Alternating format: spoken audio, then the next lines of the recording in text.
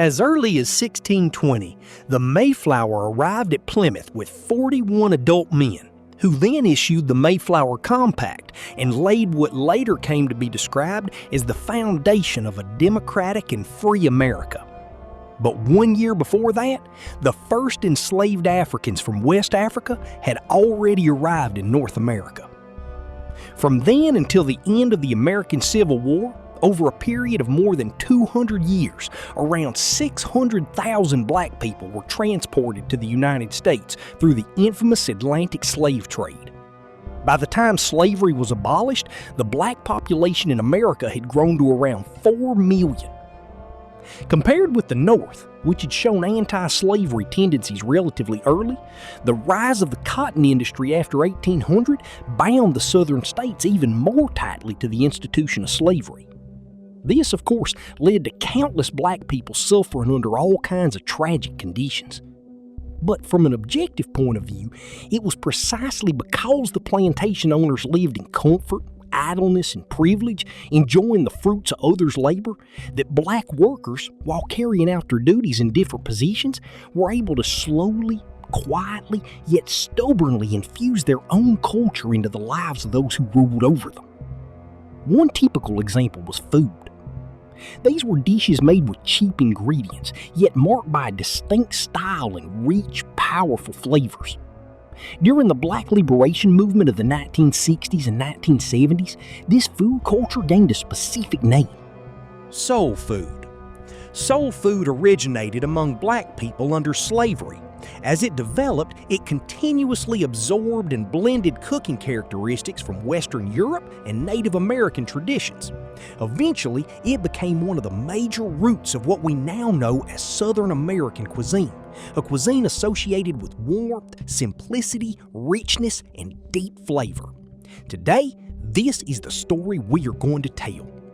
In the early American South, when it came to local food production, both slave owners and enslaved people most commonly ate two things: pork and corn. The difference was that on the plantation owner's table, one might find fine smoked meat, ham, and sweet soft corn pudding. But the fixed weekly ration given to enslaved people was usually just some low-quality cornmeal, a few pieces of the cheapest salted pork, and a small jar of molasses. So for breakfast, their staple was often cornmeal boiled with water into a simple porridge. For regular meals, they more commonly ate cornbread, roughly baked or pan-fried.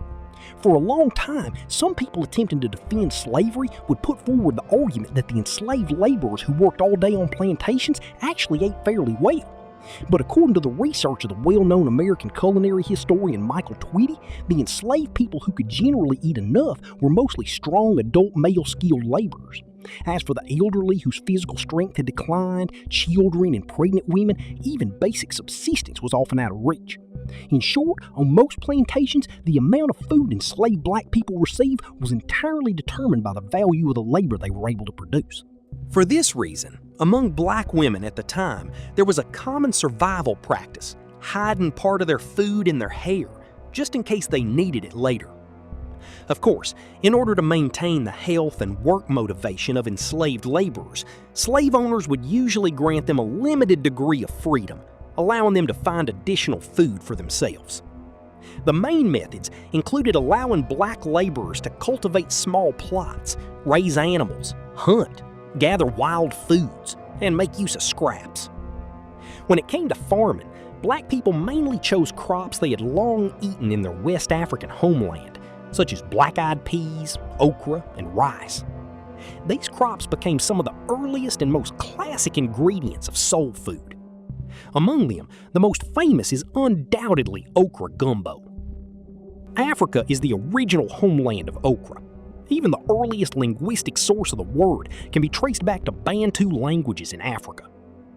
As for the cooking technique of gumbo, if we trace its roots, the dish was likely developed around the 18th century by the Cajun people of Louisiana. In terms of ancestry, Cajuns were largely of mixed French and European descent.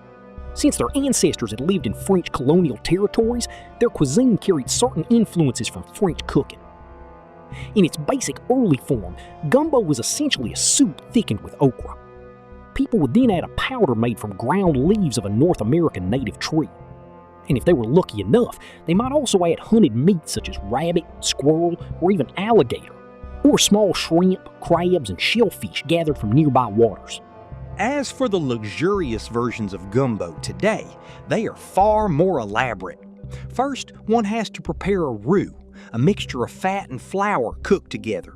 Then, various vegetables, seasonings, and spices are added, and the whole dish is simmered with stock. The quality of the seafood used today is also far beyond the tiny shrimp, crabs, and shells of the past.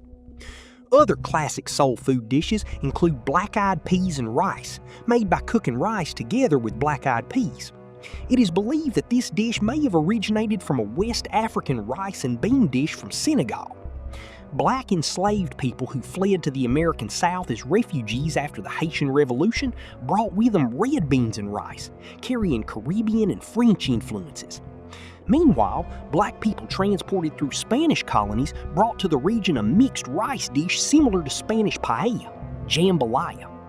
These rice dishes today can be made with rich ingredients and even great luxury. They no longer look like the humble meals of their ancestors from more than a century ago. But one thing remains the same. Their flavors are generally bold, heavy, and deeply satisfying. After all, the first people who ate them were heavy laborers who sweated through exhausting work every single day. Although this cuisine developed out of harsh circumstances, the place of meat in soul food was somewhat different from that of the plant-based dishes that represented its African roots. Take pork, for example. The slaughtering of pigs on plantations was a highly seasonal activity. Naturally, the slave owners took all the best cuts for themselves. Parts such as the pig's head, trotters, and offal were often given as rewards to black laborers. From these ingredients, many soul food dishes were created. For example, stewed pig's feet and stewed pig intestines, which spread widely during the Great Migration of African Americans in the early 20th century, were once classic Southern dishes. At one time, they could even stand alongside New Orleans crawfish as iconic foods of the South. But later, perhaps because a more prosperous America gradually began to look down on these scraps and offcuts, black people, during the ongoing struggle for civil rights, also began to distance themselves from these foods. Eventually, both dishes were assigned various degrees of stereotype by especially sensitive groups. But if we set aside political symbolism and talk only about taste, both dishes must be considered carefully prepared delicacies with detailed cooking methods, rich sauces, and bold, spicy flavors. However, compared with what happened to fried chicken, the controversy around pig intestines and pig's feet was almost nothing. During the years of slavery, chickens were the only animals black people were commonly allowed to raise. Within their food system, chickens were always the most stable source of protein. As for eggs, beyond the simplest boiled eggs, there were also flavorful southern deviled eggs. Chicken meat at the time was most often cooked by frying because this method was the fastest and most convenient. During those difficult years, eggs and chicken were among the foods enslaved black laborers relied on most. Before the American Civil War, many black people raised chickens and sold fried chicken in order to save enough money to buy their own freedom. So, logically speaking, fried chicken should have been one of the most authentic and legitimate soul foods. But because of the cultural conflicts produced by racial tension in early 20th century America, fried chicken was eventually turned into a highly sensitive food. In 1915, an American film titled The Birth of a Nation was released. In the history of cinema, it was a landmark production. The film was more than 3 hours long and divided into 12 chapters. Its grand narrative scale and technical sophistication were enough to secure it a place in film history. It was even the first film ever screened at the White House. At the time, President Woodrow Wilson watched the film, together with his family and a group of cabinet members. But later, this film also came to be known as one of the most controversial movies in American history. That is because the entire standpoint and tone of the film were built upon white supremacist and racist values. Even the notorious Ku Klux Klan was portrayed in the film as a heroic force. So one can easily imagine how black people were deliberately depicted in such a film. One of the most malicious scenes shows black men behaving crudely and noisily in a legislative assembly while eating fried chicken. The intention behind the scene? Because the film spread so widely, fried chicken gradually became a racist joke used by white people at the time to mock black people. Then in 1925, the disgusting restaurant chain Coon Chicken Inn opened. From its name to its visual design and corporate culture, the chain was filled with naked racial discrimination against black people. It is said that one of the restaurant's special services was that all the waiters were black. White customers who dined there could freely mock, insult, humiliate, and harass them. It was under this malicious distortion by racists that fried chicken eventually became a culturally delicate food, one that could easily become a minefield between people from different cultural backgrounds. In 2013, Spanish golfer Sergio Garcia publicly invited Tiger Woods to eat fried chicken during the PGA Tour, and a remark left him embarrassed and publicly disgraced. Before the 18th century, when slavery was at its most rampant, most black chefs whose names were recorded in history were known because of the identities of the slave owners behind them. Among the earliest famous figures was Hercules Posey, the personal chef of America's first president and major slave owner, George Washington. He cooked for Washington for many years at Mount Vernon in Virginia. Within the household, he held a fairly high position and was known as Uncle Hercules. But even so, on Washington's 65th birthday, Posey escaped from slaveholding Virginia to New York. Later, after his identity as a runaway enslaved man was discovered, he was arrested and imprisoned by the authorities. Fortunately, near the end of his life, Washington added a clause to his will ordering Posey's emancipation, and he was eventually freed. Later, in the household of America's third president, the main author of the Declaration of Independence, Thomas Jefferson, there was also a famous black chef named James Hemings. By blood, James was actually 3/4 white. He was even the half-brother of Jefferson's wife, Martha. But because his mother was of African enslaved ancestry, James could only remain beside Jefferson as a cook. Later, however, Jefferson paid for him to go to France, giving him the opportunity to become the first African American trained as a chef in France. But this talented black chef later chose to take his own life at the age of 36. Legend has it that the recipes he left behind continued to be used at Jefferson's estate for many years afterward.